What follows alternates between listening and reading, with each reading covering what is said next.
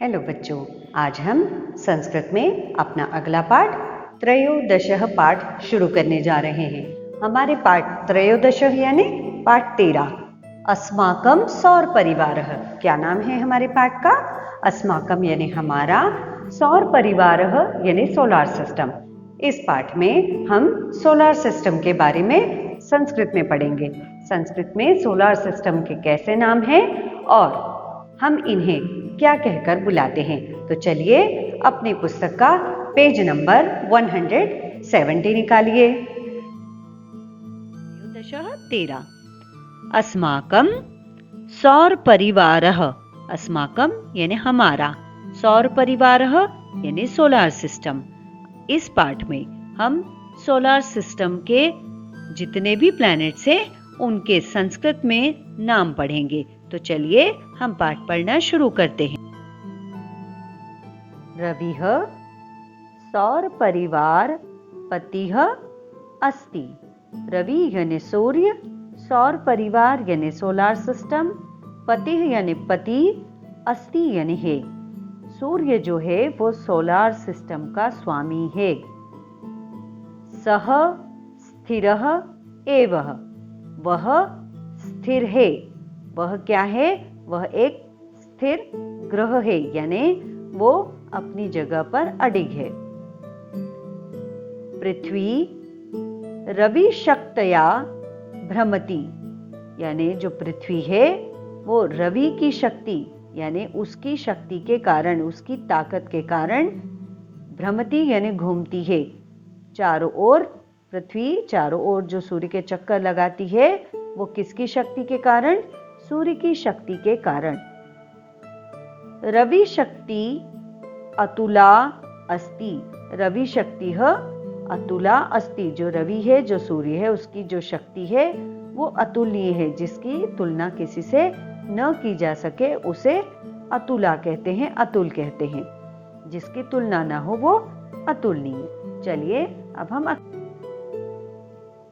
रवि शक्ति आकर्षण शक्ति अस्ति, यानी जो सूर्य की शक्ति होती है वो अपनी तरफ खींचने वाली, ग्रेविटेशनल फोर्स वाली शक्ति होती है, अपनी तरफ खींचती है। सूर्य की जो शक्ति होती है वो सारे ग्रहों को, सारे प्लैनेट्स को अपनी तरफ खींचकर, बांधकर रखती है।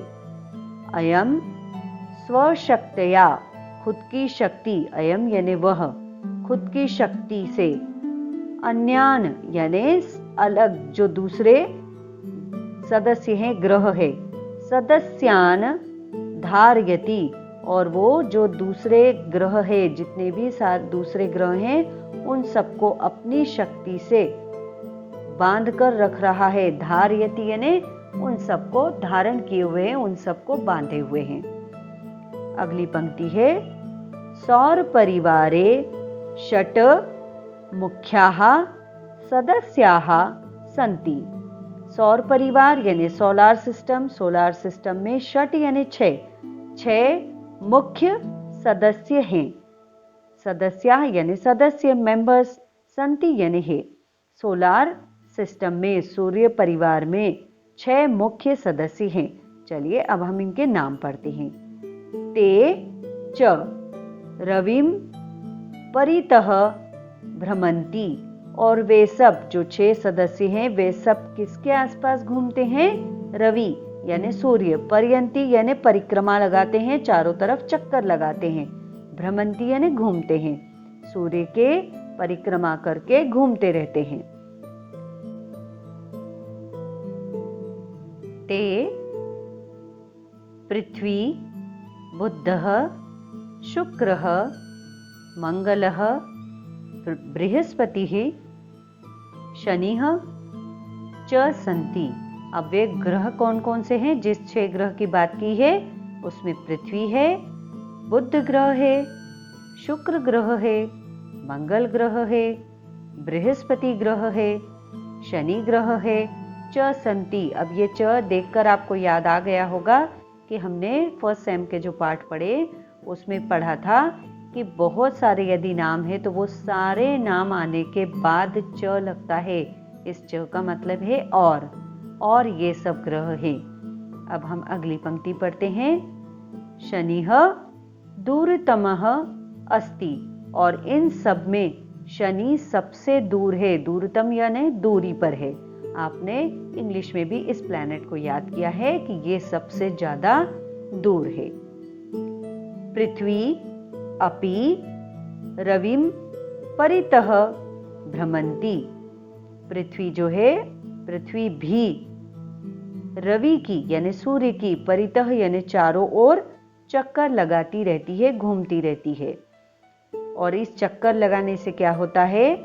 इदम भ्रमणः, इस भ्रमण से वर्षम रचयति, और इस भ्रमण से, इस पृथ्वी के पूरा एक गोल चक्कर लगाकर सूर्य का जो एक चक्कर पूरा लगाती है, उससे क्या होता है?